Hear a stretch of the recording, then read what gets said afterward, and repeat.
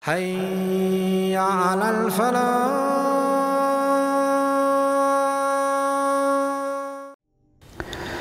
أعوذ بالله من الشيطان الرجيم. وأصبح فؤاد أم موسى فارغا إن كادت لتبدي به لولا أن ربطنا على قلبها لتكون من المؤمنين. رب اشرح لي صدري ويسر لي أمري واحلل عقدة من لساني يفقه قولي. فالحمد لله والصلاة والسلام على رسول الله وعلى آله وصحبه أجمعين. Assalamu alaikum. We are on the 20th juz now. Alhamdulillah, we're in the 20s. And this is Surah Al-Qasas, one of my favorite ayat of the surah, talking about the mother of Musa alayhi salam. I picked this ayah because it actually is very close to my heart for many reasons, and most important of which is all human beings will suffer emotionally traumatizing experiences. We're going to be hurt because of loved ones, because of loss of loved ones, because of sickness, because of the pain that loved ones will cause us, like the hurtful things our parents will say to us, or we will say to our parents, or our children will say to us, or the wife and the husband will say to each other, or friends will say to each other, and we're going to go through traumatic experiences in life, like, job loss or home loss, or even worse, there are people, so how many people in the world living in really horrific situations that we can't imagine suffering. Children going through things that I can't imagine my children even close to suffering from, right? And that's a reality that so many people face. And this particular ayah, to me, is an ayah of great hope, because when people get scarred, people get emotionally damaged, then they feel like they're never going to be able to recover and move on with life again. Musa's mother had the colossal task of taking her baby and putting the baby in the water. A mother has to put her child in the water. That is it's not even an imaginable thing a mother can do.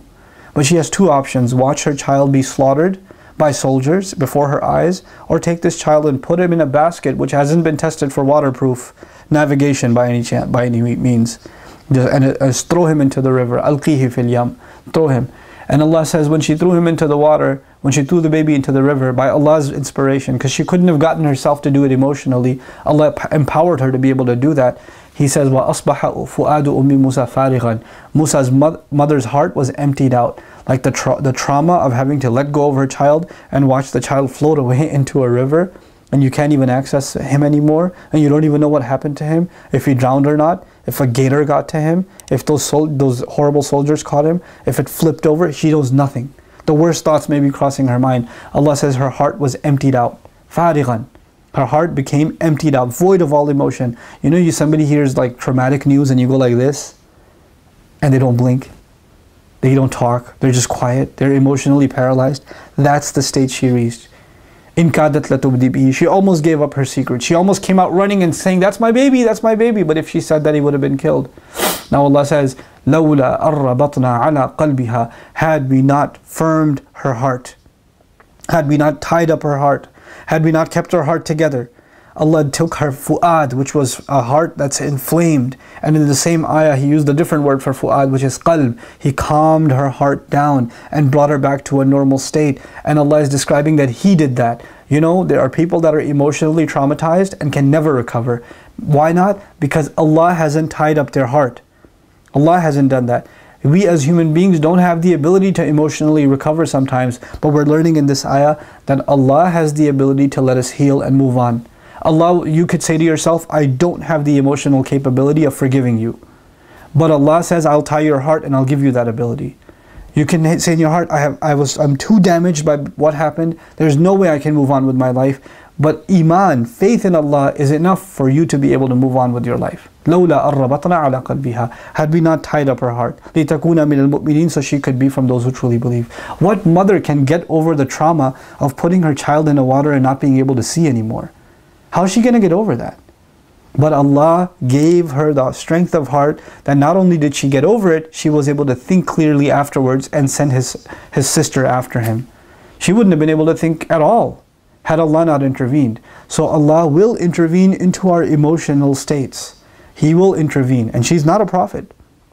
She's just a believer, which means this is an opportunity for you and me. Whatever emotional trauma you're going through, know that Allah can intervene and give you peace of mind, peace of heart. And He can give you tranquility again.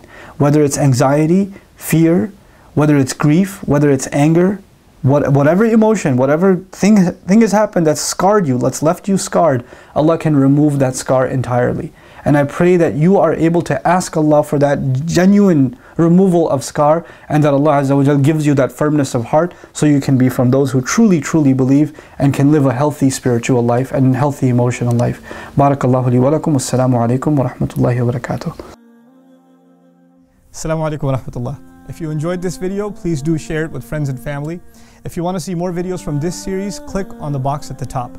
If you want to see other videos, click on the box at the bottom. And don't forget to hit the subscribe button. Thanks.